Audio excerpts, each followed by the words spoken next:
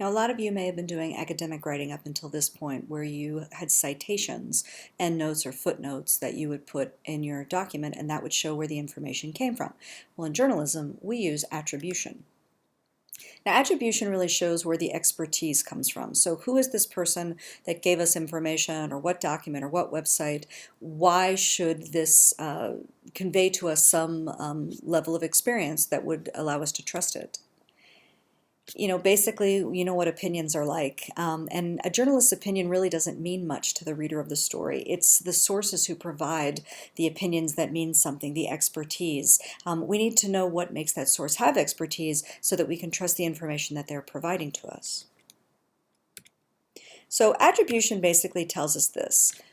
Where's information coming from, who's being quoted, why they have expertise on the topic, and how did you get the information? Did you talk to them? Was it an email? Was it in a document? So here's an example. Be fearful of mediocrity. We have the attribution right here, Jonathan Ellery. So what does it look like? I'm going to give you this example here. This is from NOLA, which Times-Picayune website, ran a story about a murder-suicide, about a high school football player named Matthew Tardo, found dead in his home. His father was also found dead. So this is a quote from the story, and you can read the quote, and then I've highlighted for you the attribution. So the quote comes from Colonel John Fortunato, spokesman for the sheriff's office, and then you can see there's another way that we provide attribution, which is below that. The Jefferson Parish coroner is also cited. He's not quoted, and so we're going to look at what the differences are between these. So the first one is a quote with attribution. This is what someone says verbatim. It's exactly what they said, and you need to write it down exactly the way they say it and repeat it. It can't be changed, and it's identified by quote marks. So everything that's within those quote marks is actually verbatim what they stated. So you can see this is what's in the quote mark, and then we have the attribution. Said Colonel John Fortunato, spokesman for the sheriff's office. Now the other option that we have here is called a paraphrase. A paraphrase is, this is pretty much what they said, but it doesn't have to be exactly. I've taken some things out of it. I haven't changed the meaning in any way, but it's not exactly right. It's this general idea. And so in this case, we still use attribution, the Jefferson Parish coroner, and he said it's difficult for investigators to ascertain his exact time of death. So this is what he said, but it's not an exact quote. Now, the rules of facts, let's look at this story from Philly.com talking about a study that said the U.S. is the only advanced economy that doesn't require paid vacation days. So what we have here are paraphrasing of facts, and then we support those facts with a quote. And notice how they're both attributed.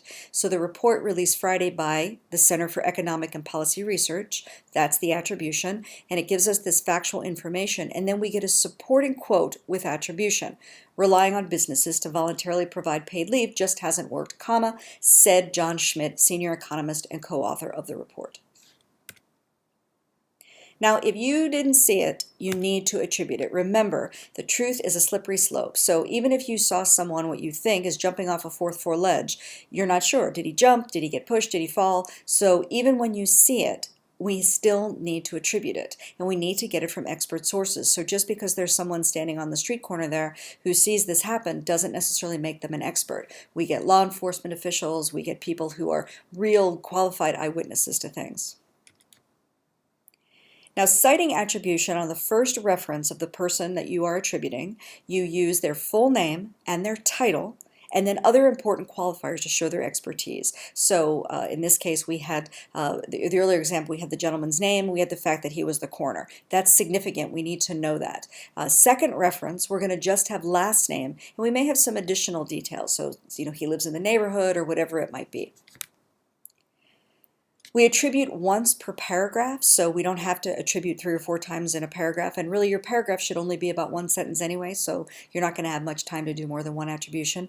We usually use said and asked unless there's a really good reason not to. We want to try to avoid mind reading, so what someone believes or thinks, we don't really know what they think or believe.